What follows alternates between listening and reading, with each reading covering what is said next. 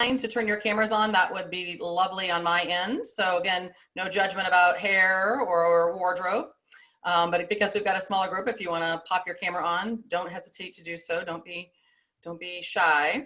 Again, I am Kristie Jones. I'm out of St. Louis. I spend most of my time working with SaaS companies in the Midwest, mostly what I call heavy seed or Series A funded type companies, as they try to work on either building or scaling out their sales team, wanting to formalize their process and strategy, even getting involved in tool purchases. So helping evaluate tools, sales enablement tools, getting those put into place, and then definitely doing training, not only of the sales reps or customer success team, but also leadership as well. So I want to have an interactive discussion today. So raise your hand, pop things into the Q&A or chat, stop me along the way.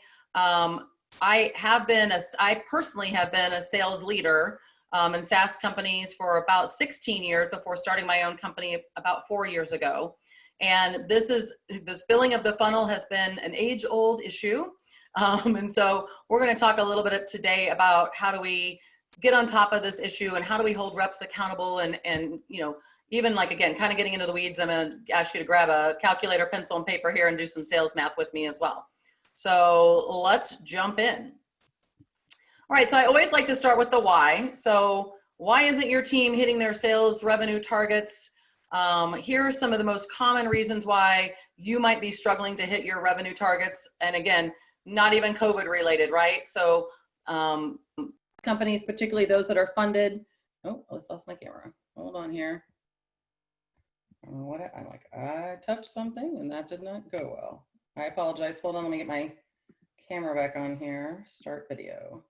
There I am. Oh, no, sorry. I must have touched something that I shouldn't have.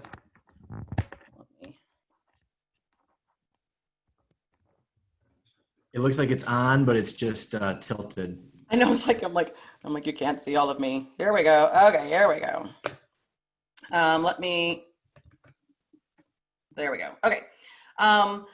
So your reps don't know their own personal sales math, meaning they don't know how much activity they need. They don't know how much net new pipeline they need to drive. They don't understand their average sale or their close rate. So again, sales math 101 here. We're going to dive deeper into that in just a second. Your reps are spending time on the wrong deals, right? So I call this the rose-colored glasses halo effect. They're sure that one's going to close, and they're not going to give it up, and they're not going to close it out as loss because that one's definitely going to close at some point. But they're spending way too much mental energy and physical time on the wrong deals.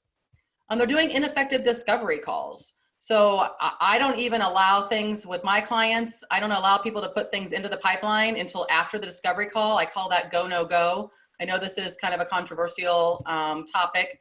A lot of people like to have the SDR put something in the pipeline when they schedule the appointment. To me, the pipeline is just that. It's qualified prospects who want to engage in a sales process with you. And I'm not sure that you can know that until after the discovery call. So doing a really nice discovery call doesn't mean that everything coming out of the discovery call should be going in the pipeline. So again, we're always looking for fit coming out of the discovery call. And that's one of the challenges. I call it your funnel is a fantasy. I can do another topic on that, a whole other topic on that one too. You didn't hire A players. I'm finding this a lot in the last 2 to 3 years. The economy has been so good. If your product was good, you didn't have to have A sales players. You could have B and C sales players because the product maybe almost sold itself. And so maybe you don't have the A player team that you need, particularly now during the pandemic. And so I reached out to a lot of clients in April and May, and I've hired 7 people helped clients hire 7 people from a VP of marketing all the way down to SDRs, account managers and AEs alike. So right now you don't really have the luxury of having a B or C player on your team potentially. So, I would ask yourself to be real honest about whether or not you have A players on your team or whether it's time to think about top grading. This is another one of my passion projects. You don't have a culture of accountability. And it's gotten harder with the pandemic because people's empathy levels have risen, and that includes sales leadership. And I'm all about being more empathetic. I'm all about concern and care. I'm all about being supportive, but it doesn't mean that we're not going to hold our people accountable. So, if you readjusted sales targets, quotas, if you got a new sales quota or target as the sales leader or the CEO or founder of the company, if you and your board adjusted revenue targets for 2020 or as you go into 2021, then we still need to hold people accountable. So people expect to be held accountable. It's very confusing for individuals to not understand what the expectations are, because then they don't know if they've had a good day or a bad day. So I'm really big on this with the sales leaders that I work with and the founders, and saying, if you're not clear about expectations and you're not holding people accountable, how do they know when they're doing a good job versus a bad job? And everybody wants to know how they, how they're landing. And these days they want to know how they're doing. They're worried about their jobs anyway. So they want to make sure that they're doing a good job. The only way they can do that is if they understand the expectations and how they're going to be held accountable. And then of course, this is what we're going to talk about today. The big old elephant in the room is you don't have enough deals in your pipeline to hit your quota. And so this is always one of the scarier ones for individuals, but I very rarely run across a SaaS founder that I sit down with when I kind of come into an organization in the first few weeks. When I go through the pipeline and go through the sales math with them, they realize that there's no possible way to hit their sales target based on just looking at the sales math. So we're going to spend some time on that today. All right, so here we go, Sales Math 101. So here's the components of sales math. Quota, you need to know what the quota is. Now you can do this for an individual or you can do this for the entire team and company. Average sale amount, close rate percentage, and the sales cycle, length of time. Each of your sales reps needs to understand their own sales math. Again, work harder or work smarter, I don't care. But you need, like, if your average sale is double that of the person who sits next to you, then you're potentially working smarter. It's okay to work harder as well. I've seen that strategy work too. Right now during the pandemic, a little bit of both is probably necessary. But again, if your average sale is twice as high as the person sitting next to you, then you don't need to have as many deals in your pipeline. So this isn't a equal sum game. So let's take a little math problem here. So your rep's quota is $500,000. Their average sale amount is $15,000, and their close rate is 18%. And from start to finish, meaning from the minute it goes into the pipeline in stage 1 until it's moved to closed 1 is about 60 days. So I say, based on this, let's figure out how many deals do they need to have in their pipeline in order to hit a $500,000 quota. Now, I'm going to talk about this over here on the right-hand side, but the bottom line is, the shorter your sales cycle, the easier it is to kind of keep track of how things are moving through the sales funnel itself. But let's go through and walk through this. So if they need $500,000 in quota in 2020 and their average sale is $15,000, then they're going to have to sell 33 deals to hit their quota. That's on average about 3 a month. If their close rate is 18%, then they're going to need to have put in their pipeline in the 12-month period of time of 2020, 185 deals. That's over the course of the whole year. That's not what they need at any one time. That's what they needs to have come and gone in their pipeline in 2020. So that really means they should have about 20 or so deals in the pipeline at any given time. So in order to hit their 3 deals a month, they're going to have 20 at the water level all the time. Okay. So think about that right now. Again, look at your pipeline, pull up your CRM system, see how many deals are in your pipeline, figure out what your close rate is and your average sale amount. And let's make sure that each person, again, like, we're setting people up to succeed, not fail. And that means, hey, listen, if you've only got 12 deals in your pipeline, there's no way you're going to close 3 because your close rate's 18%, not 25. And so the thing I love most about sales and being a sales leader is this is I call it art and science, but this part is objective. There's no subjectivity to this, right? People can be really smooth about their discovery calls or great doing a demo. This part is non-negotiable and it's not open for debate. Your numbers are your numbers. Now, sure, you can say, hey, I'd like my average sale to be 30,000, and then I only need to have half of the number of deals in there. I only need to carry 10 deals. If my average sale is 30,000 instead of 15, and we can work towards that. But the reality is right now it's 15. And so you're going to have 185 deals that have come and gone. And when I say come and gone, I mean coming in at stage 1 and leaving at whatever part, whether that be they close out as lost at stage 3, at stage 4, they close out as 1. You'll see in the next slide or so, but I say whether a deal is closed 1 or closed lost, it's closed and out of your pipeline, which is why we're going to get some more strategies. And then, like I said, the shorter the sales cycle, the easier this is. Again, in a 60-day or even a 90-day sales cycle, you can kind of see the future, right? If you're sales, like if you're an enterprise sales rep, or you are a founder or a sales leader at a company that sells an enterprise sales solution, 12, 18, 24 months, you're going to need probably fewer deals in the pipeline at all times. Your big challenge is going to be, how do you keep the ball from rolling down the hill as opposed to up the hill? And how do you keep it from stopping entirely, right? So I call that nurture. So are there any questions? This is sometimes a little complicated, and I don't want it to be, but I need you to understand how to do your sales math. So if there are any questions about the sales map, let's take a breather here and get those answered.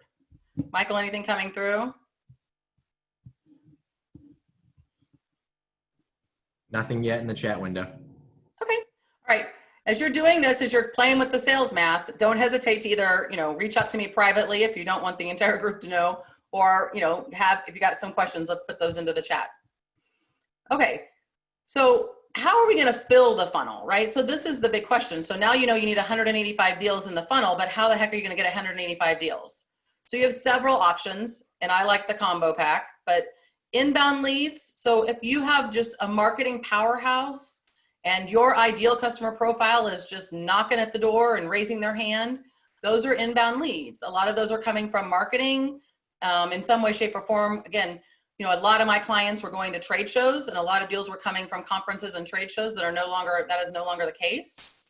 And so hopefully if that was you, hopefully your marketing team pivoted and they're driving some inbound leads. Now, again, it's been my experience that a lot of times inbound leads aren't necessarily fitting your ICP. And so, those have to be qualified. So as excited as reps, SDRs, and AEs are to get inbound leads, they still need to be vetted. There still needs to be discovery done in order for us to figure out fit or not fit. Your other option is outbound. So we're going to go outbound prospect. Maybe you've already got SDRs. Maybe you need SDRs. Maybe your AEs are also doing this. I'm in favor of everything, by the way. So again, hopefully you have some sort of technology. If you've got an outbound prospecting strategy, hopefully you have HubSpot sequences, you have SalesLoft, you have Outreach, you have Apollo. You've got some sort of automation tool to make this process easier and keep everyone on track with their tasks. I would say the number one failure of outbound prospecting as a lead gen strategy is people aren't working the process. They're not working the sequences as designed. They're not working the cadences as designed. And what I mean by that is, if you have a 15-step cadence and day one is email one and day two is voicemail one and day two is also connect on LinkedIn, if you send the email one on day one, but you don't do anything until day 4, you've already screwed up the sequence and the cadence. It's not working as designed. So if you're not working the cadence, then don't expect it to work, as I say. So if you're a sales leader, you need to make sure that you are measuring and monitoring. If you have one of the tools that I've mentioned or a different type of tool, you can go to the analytics and you can see how many past due tasks any rep SDR is sitting on, how off the beaten path they are. One of the biggest other mistakes I see here, which causes that problem, is putting too many people into the sequence or cadence at a time. So people are like, oh, I loaded up 100 people. Really? Because in 4 days, you're not going to be able to make voicemail number 2 and voicemail number 1. You're not going to be able to make 200 calls. So I recommend putting in somewhere between 20 and 30 contacts per day into your sequence or cadence. That's a manageable number. But the minute your rep walks in and they have over 100 tasks in their task bar, everybody needs to hit the pause button and they need to get caught back up. So the number one reason why people stop working the cadence or sequence as designed is they've loaded too many contacts in there, and that has caused them to all of a sudden flip out, and now they're behind 2 or 3 days. And that's why all of a sudden at the end of it, they're like, I don't know what happened, but I didn't get my appointment goal hit. Well, that's because you stopped working it as designed. Here is an underutilized but most effective way is referrals. So I ask everybody when I meet them for the first time, do you have a formal referral process? And they go, well, what do you mean by that? Which is a clear indication that they do not have a formal referral process, right? So again, here are the reasons why you would have a formal referral process. Who wouldn't want a recommendation from somebody else coming in the door as the hottest lead on the planet? But those are reactive. My question is, what is your formal referral process as it relates to being proactive? And by proactive, there are several like triggers for this, right? Your CSM, your customer success manager, just got a renewal. You sent out your NPS survey, and everybody who scored an 8, 9, or 10 are promoters. You have a 30-day implementation on your software, and your sales rep or your CSM just heard from the client or the implementation team that implementation is rocking, everything's going well, and they're having, and they're ahead of schedule. So it really boils down to any time that you know that your client is receiving value in some way, shape, or form. And again, indicators are they renewed, they love you with an 8, 9, or 10 promoter score, implementation's going really well, they've seen value, they told you they've seen value. That's anytime you know that you're adding value, that's when we ask for the referral. And again, this means that your sales reps may need to keep in touch with clients on 2 to 3 times a year. But this is also the CSM's responsibility to notify the sales team or to get those referrals from the client if that gets handed off to a CSM or an account manager. So these are the hottest leads that come in. They close at the highest close rate. They're probably going to close at a higher than average sale, and they're definitely not going to take your average sales cycle time, right? They've been referred by a respected person. They've been introduced to you by a respected person and client. These are your hottest leads. They should go to your best people, but you should have a formal process for these.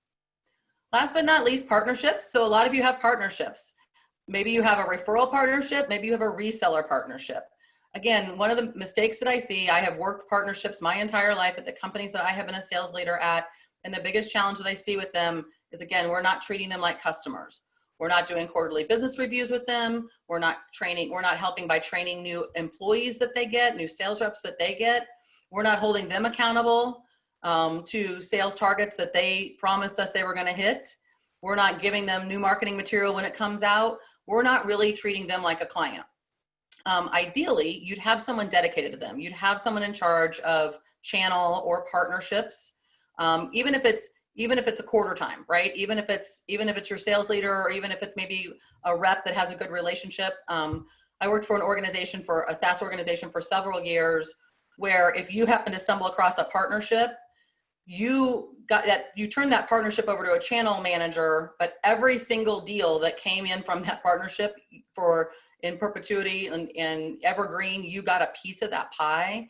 So it was in the sales rep's best interest to continue to touch them, which means we really had 2 people touching them, right? The sales rep who was continuing to get commission, plus the channel partner themselves, or the channel manager themselves. So I would ask you, what's the strategy? Do you understand the strategy? And what percentage do you expect to come from each of these?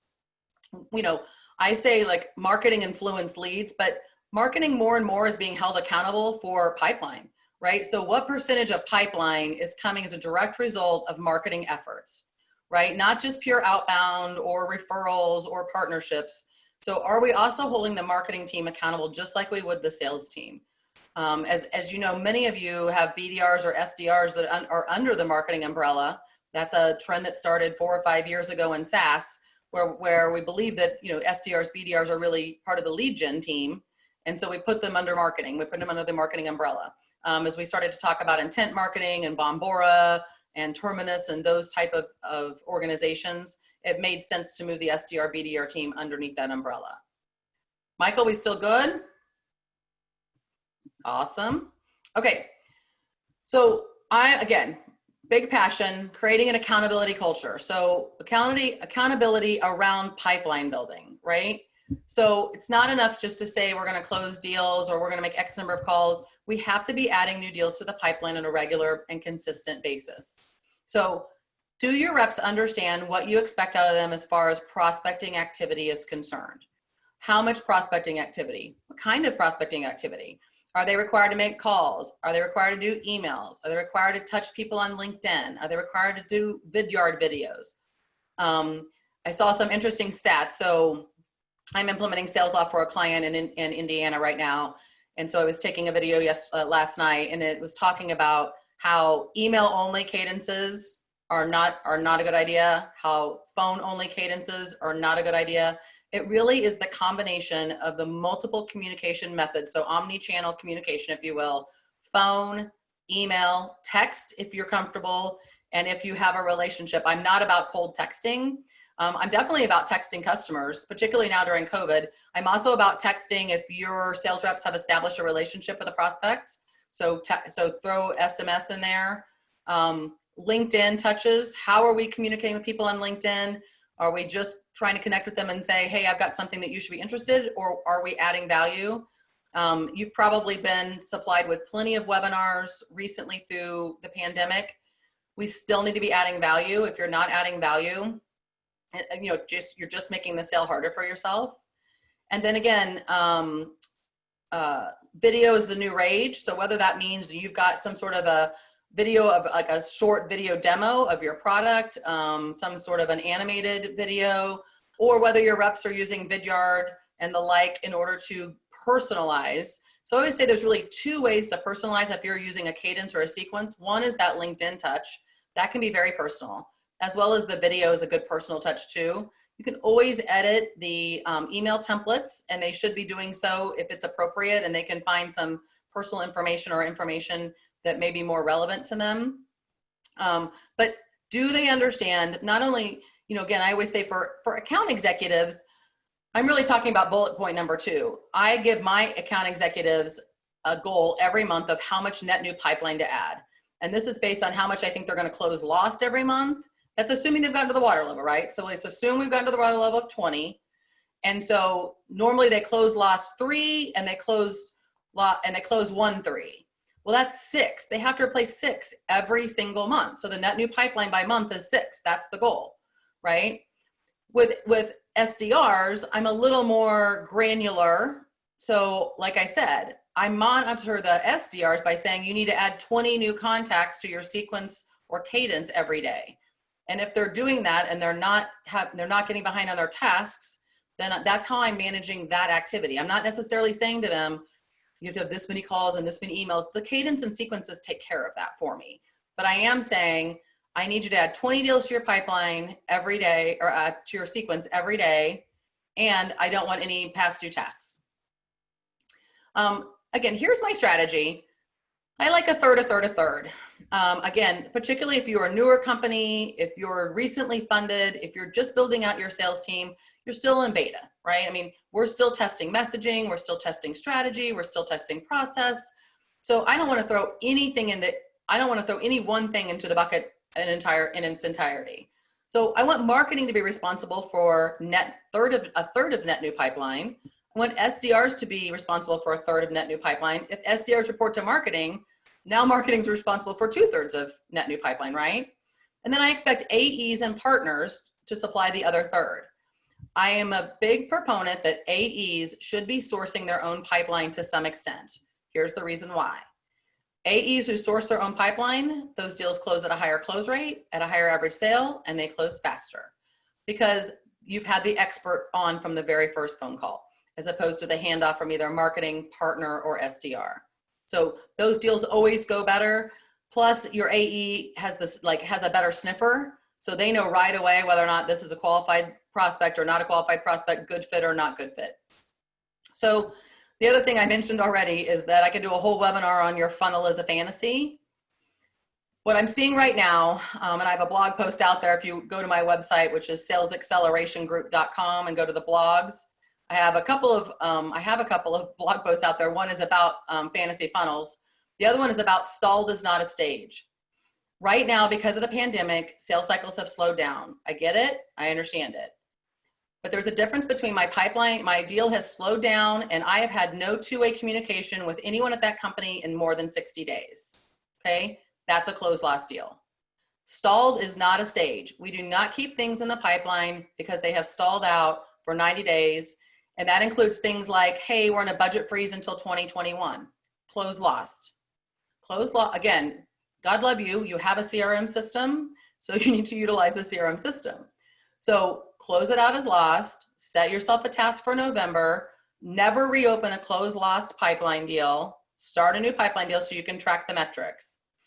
But stalled is not a stage. in the CRM system.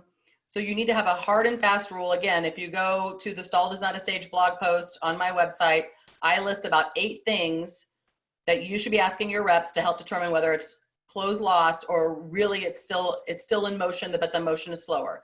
Big difference between no motion and slow motion.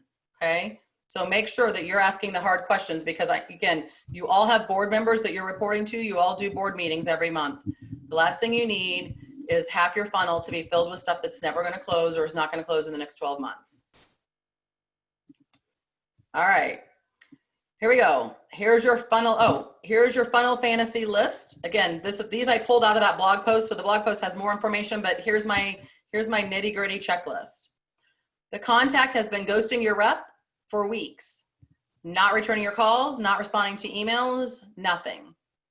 There's a competing project and the deal's going to have to wait for a while. And you know this. Somebody said to you, hey, something else has popped in front of this. It's going to be 4 or 5 months before I can get back to it. That's a close lost deal, guys. Just put a task in there for hit them back up in 3 months, open up a new deal when it revives itself. And it's going to require a do-over, right? You're going to have to do discovery all over again. If it's going to be that length of time, things will have changed. There is no firm next action on the calendar, and your rep hasn't had any two-way communication with their contact in 60 days. This is a big one. When I come into a company and I do pipeline reviews, one of the first things I do after just kind of looking the deal over is I go to the next action. If there's no next action, and the next action isn't check back with them in 2 weeks. That is not a firm next action. A firm next action means it's on my calendar, it's on their calendar, and they have accepted the calendar invite. That shows that they're engaged, that shows that they're moving forward, that shows that they're, interested. But I see a lot of stuff in pipelines where the next action just says check back in November, check back in December, check back in 2 weeks. That is not a firm next step. Budget didn't get approved and this initiative will have to wait till next year. Okay, so if this is December, then we can probably leave it in the pipeline, or November. But if this happened to you in July, budget didn't get approved, and again, we're dealing with a lot of that right now during COVID. So again, close it out as lost. That way, out of sight, out of mind. Your rep has to replace it with something that's fresher and newer and probably will close in 2020. Set them a reminder, move on. The deal requires board approval and they don't meet again for 3 months. Like I'm on the board, I'm on the fence about this one, right? So again, it depends, like what's your sales cycle? Is your sales cycle 30 days or is your sales cycle 120, right? So big difference here. But when the board has to meet, I've seen these things fall apart. You've gotten to the finish line and then all of a sudden they go, everything looks great. Thanks for the contract and the proposal. Now I just have to wait for the next board meeting, which is 90 days out. Ouch. So again, not great timing, something that you probably should have uncovered earlier on, potentially even during discovery. But we need to make sure that we ask a lot of questions about the board, right? Is the board just giving their opinion or do they officially have to sign off? Do we need to have can we get any contact with the board members? So the board's always sketchy. Not the boards are sketchy, but this one's always a little tougher, right? Because if it needs board approval, you've probably never, ever been in front of a board member. And so this one gets a little bit stickier. Your rep lost their contact or their decision maker 60 days ago and they have had no connection with the replacement, either because there is no replacement yet or because we have no idea who the replacement is. So again, this is always very disappointing, particularly when it happens close to the end of the sales cycle, when all of a sudden you're like, whoops, lost my contact. Sort of devastating, not warm and fuzzy.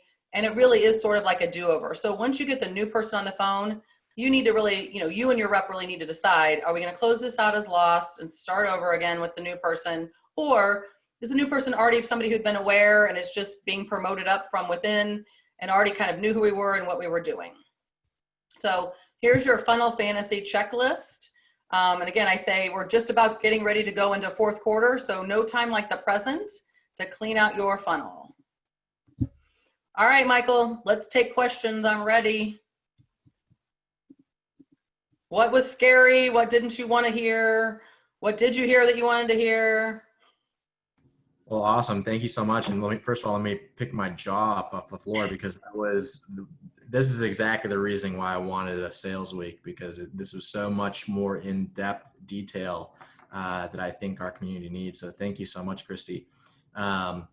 We only have one question in the chat room at the moment, which is from Avi, and she asks, how should we estimate our sales cycle when we are in the early stages of selling? And I actually had a very similar question, which is setting your metrics. So Yep. if you answer those, I got same answer or Yep. in different one.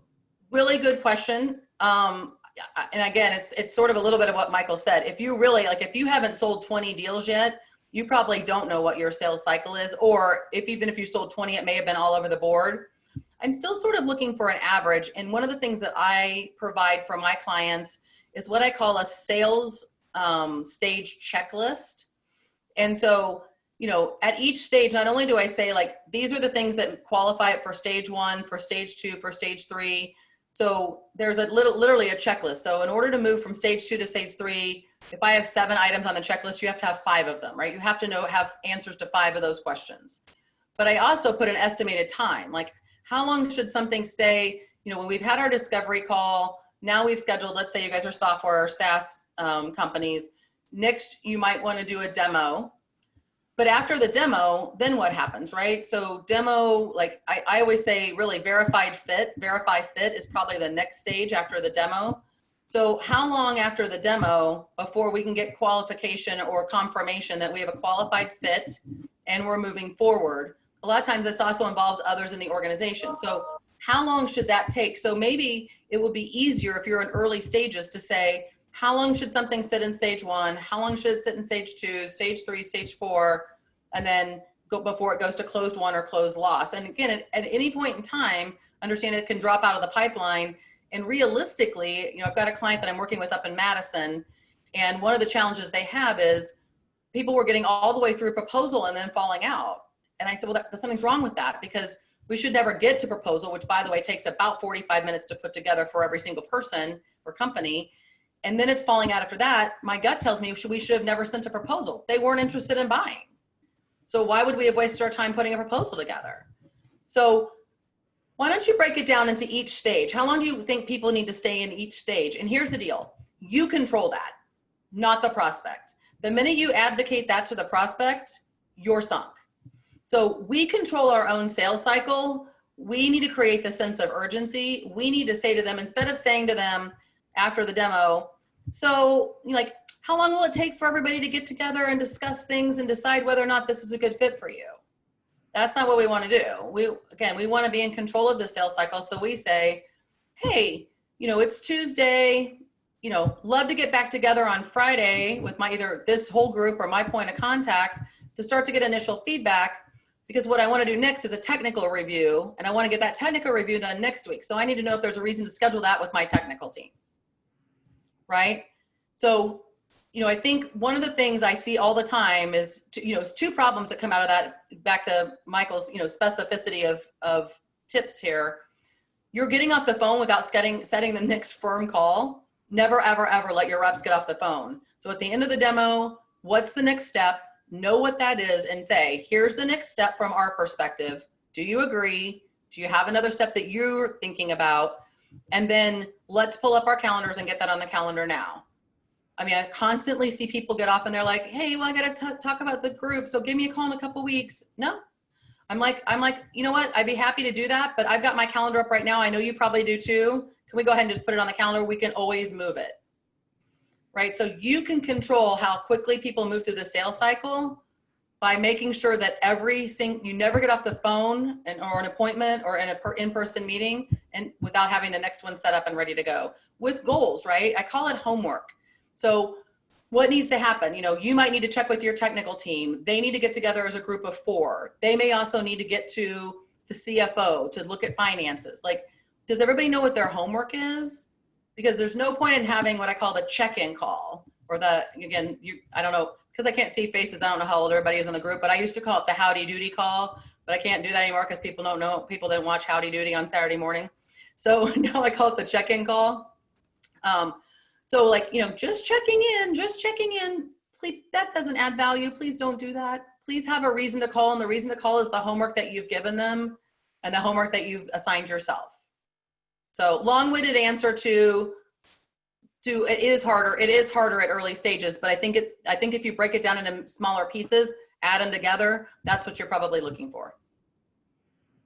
Okay, thanks. My takeaway is that we need to kind of push the process. Don't leave it to the customer. So always get something scheduled and take control, and then try to kind of fit it into kind of at least the sales cycle internally.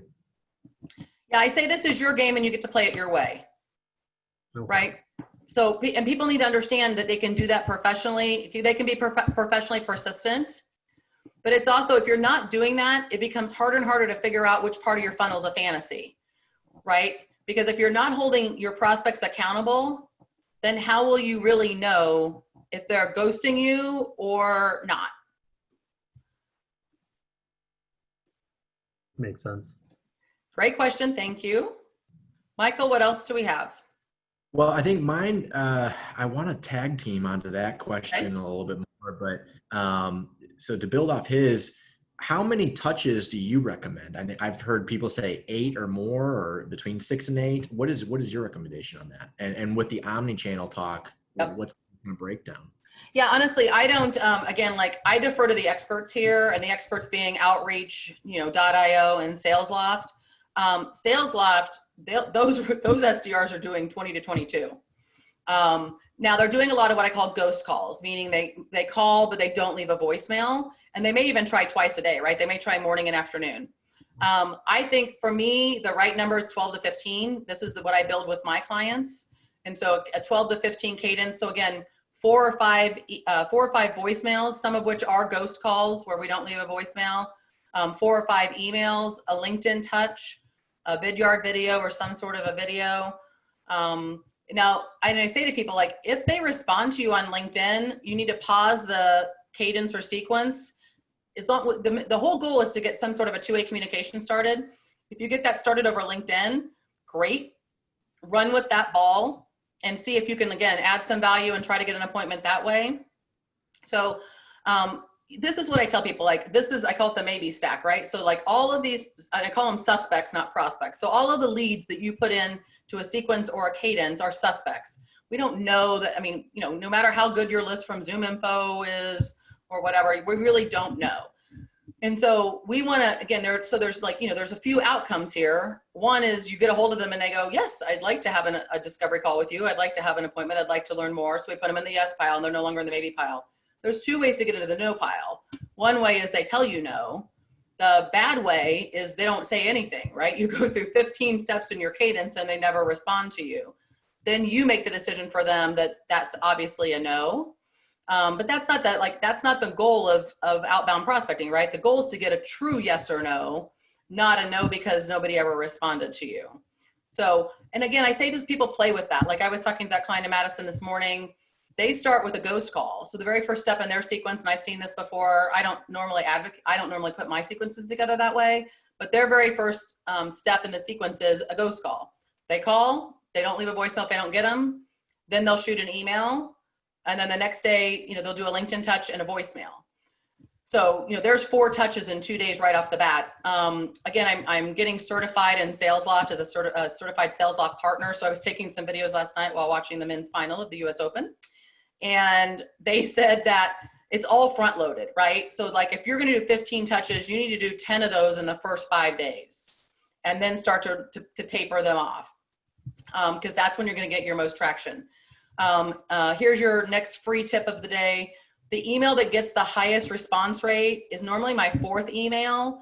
And I title it either one of 2 things in the subject line, either hoping you can help or thank you. And it says basically, hey, I've been reaching out to you. Maybe you're not the right person. Please throw a coworker under the bus and I promise to leave you alone. And that's a little bit of a paraphrase, but not so much. Like it says like, if you please introduce me to the right person, I promise you will never hear from me again. And people are so happy to throw a coworker under the bus. That gets almost a 40 to 45% response rate. My executive director, Larry, I'm about to start sending him my LinkedIn message to people. I swear I'm getting 5 or 6 messages per LinkedIn person, which is crazy. That is crazy. They're persistent. I like Professionally persistent is fine. Great. So I don't want to take, is there anyone else that has any questions before I start diving into mine?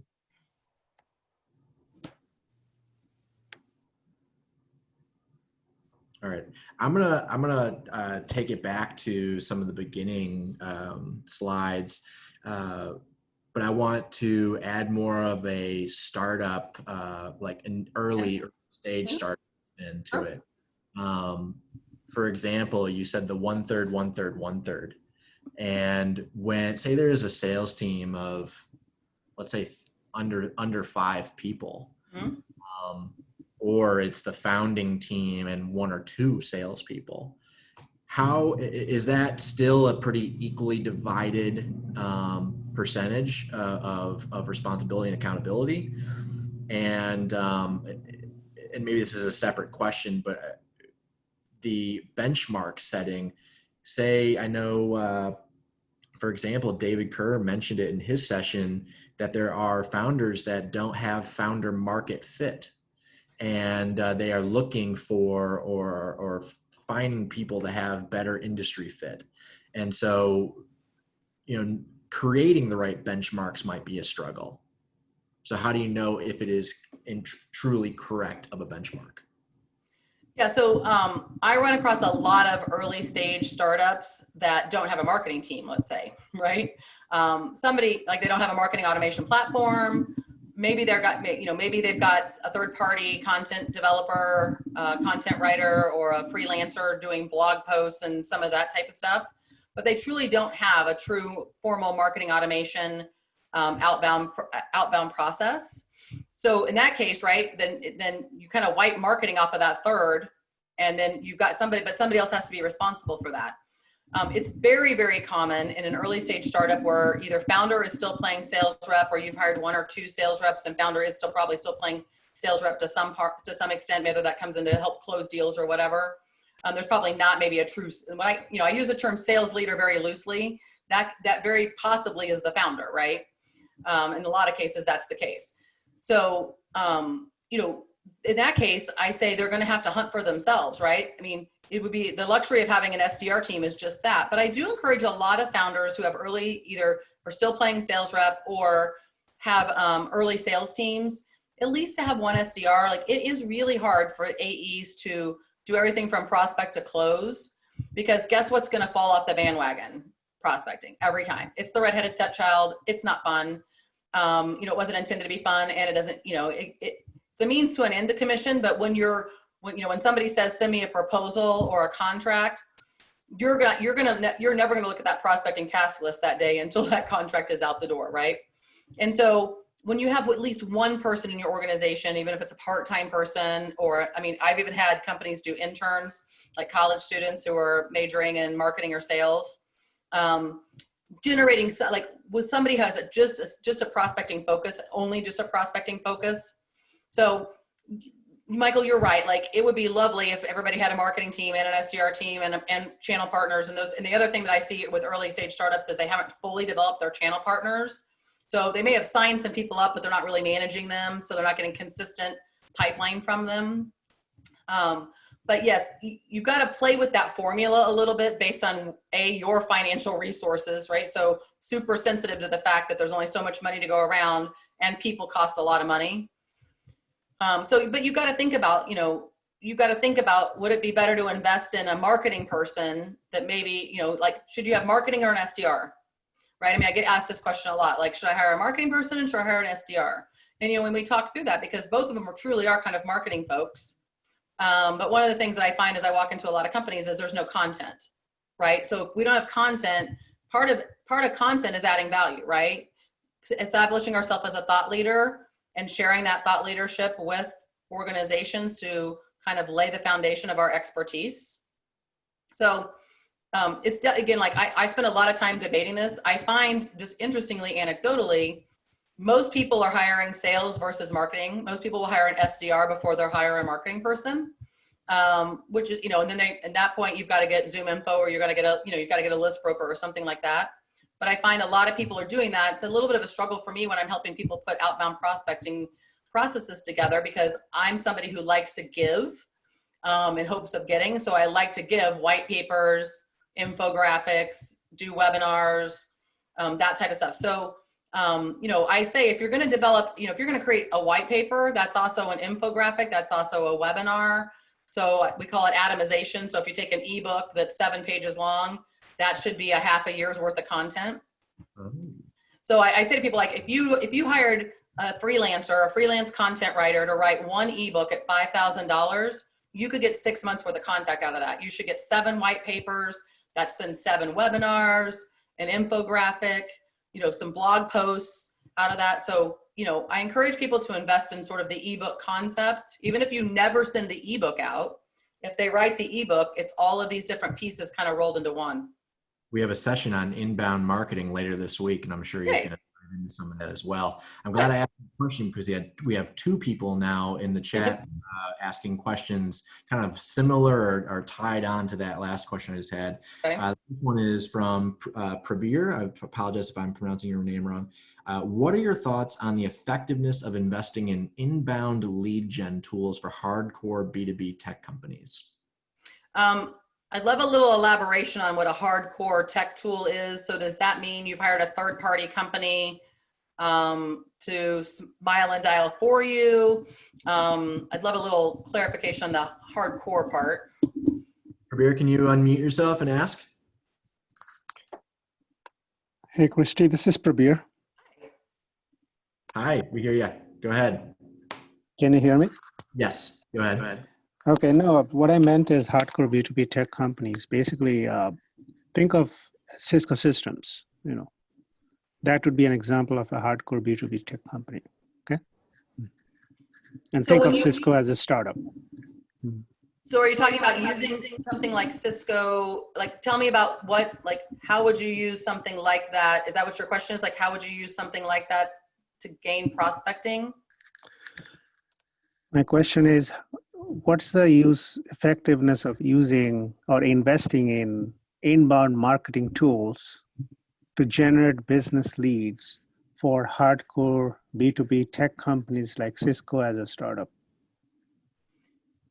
So if you're losing an inbound, so again, inbound tools that I'm familiar with would be, again, hiring a third-party company to drive some leads for you. So basically outsourcing the SDR portion.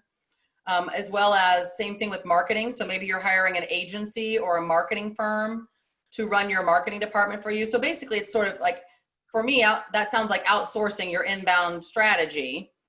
And as far as the ROI on that, I always say to people, like, when you outsource anything to a third-party company, you have to manage it. Like, I understand why you might want to do that as opposed to doing it in-house. Kristie, I'm sorry to interrupt you. That was not the intent of my question. So I'm sorry if I did not convey it right. The intent is, let's say, Qualcomm or Cisco or some other hardcore tech company. And when there's a startup stage, what is the effectiveness of investing in inbound lead gen marketing tools? Because very few people will understand their technology because it's a hardcore B2B tech company. Okay, is this clear? Yes, it's clearer now. So I'll be honest with you. I'm not sure I'm qualified to answer the question. I don't have a lot of clients in that situation. I think most people would expect to get a return on investment, but it sounds like you've got a very different target situation there than most of the clients that I work with. So I'm not sure that I'm qualified to answer that question. I can't think of anybody I've worked with in the last 4 years that has had that specific scenario. Yeah, no problem, Kristie. It's just, I was just curious, but I'm very glad that you were open. No problem. Yeah, Sorry, I didn't have an answer for that. No worries. Nobody has all the answers. Yeah, I just gotta know when to say I don't know. There you go. And me too. That idea of outsourcing, though, and this one comes from Andrew, and his question is, what is your opinion on outsourced SDR teams? Yeah, so this one I am qualified to answer. Again, I understand why you might want to do it, but what I say to people is, if you think you can set it and forget it, it's going to fail. So the things to consider are the following. This is your brand that you're handing over to someone else. And if you're not monitoring call, like, if you're not helping write the scripting, if you're not making sure that they understand the messaging, if you're not training them yourself, if you're not monitoring calls, if you're not having regular weekly meetings with them, then don't do it. Okay, so it doesn't take maybe as much effort as managing 2 SDRs in-house, but this is not a set it and forget it. This is not a give them the messaging and the voicemail scripts and the email templates and say, go get them, Tiger, go get me 10 appointments this month.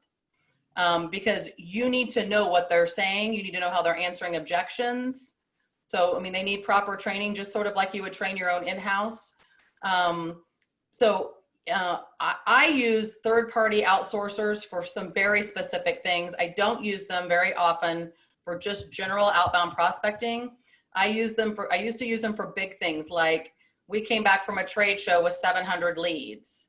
And there's no way that we can effectively get to all those people in a timely manner because there's only 2 people to do so. So, we divide those 700 leads into A, B, and C. A leads we keep in-house, B and C leads I outsource to a third-party SDR company, and give them a very specific, set of parameters and scripts and those type of things, but it's definitely a follow-up to an event. So I don't mind outsourcing as a follow-up to an event.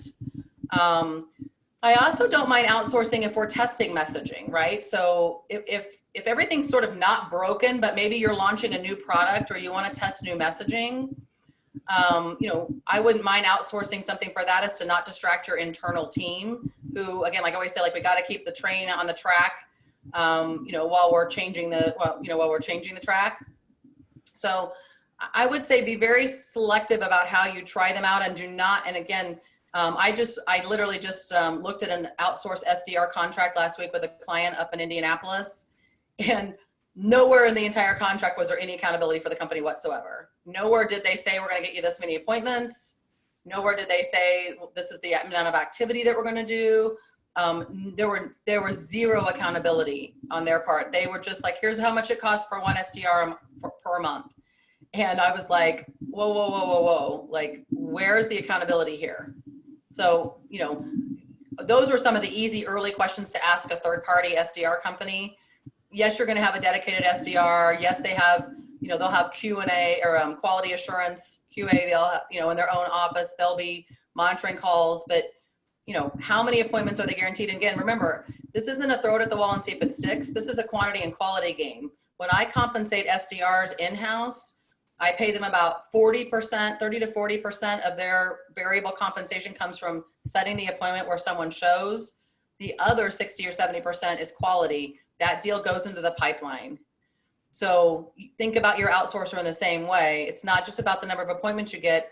If only a third of those appointments go into the pipeline, that hasn't helped you. Thanks, Kristie. Yeah, we found that they're most successful if they're doing more emailing than cold calling, because we can control the conversation, and again, like A/B testing of email templates. Yep. And sequences. It's fantastic because they can do a ton of volume and we can get good data in a short period of time. But if they're cold calling, it's tough because you're not, and even if they're recording calls, you may not have time to listen to many of those calls, and it's just really tough to control the quality. So, but thank you. Or they may be only sending you the calls they want you to hear. Right. Yeah, good point. Yeah, I think it's a great idea for A/B testing emails, for sure. To your point, like, again, SalesLoft and Outreach and HubSpot can do A/B testing as well, but we're not doing the volume that somebody like that can do. What else, Michael? These are great questions. That was the last one in the chat. Is there anyone else that has anything for Kristie? I know based on that last question, I've used Upwork before to get phone numbers, but I wouldn't try. I don't know if I quite would trust them with actually making the calls yet. But at least I'm an engineer, so I'm still learning the sales game. So everything from this session was completely mind blowing to me. But yeah, there are lots of places you can go for outsourcing for those type of things, getting email addresses and phone numbers. A lot of offshore companies that can do that very cheaply. But you got to be careful. I always say, like, you can dirty your database very quickly. So again, you still just, make sure you manage everything. I worked for a company out of Silicon Valley called Gainsight. I built their first SDR team from 0 to 13 in about 3 or 4 months. And we used an offshore company.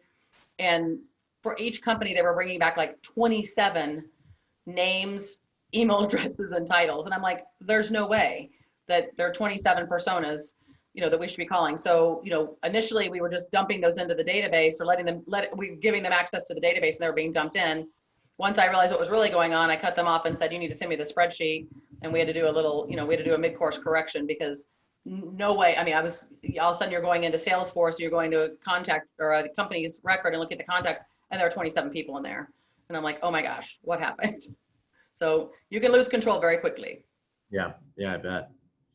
Well, if there aren't any other questions, it is 5 o'clock. So Kristie, I want to thank you so much for joining us in our first ever sales week. Thank you. It was so nice to see everyone. Thanks for being interactive. I'm glad we got to introduce you to Louisville. And like I mentioned, we'll be having this recording on our website and with all your information. I'm going to hit pause or stop on the recording now.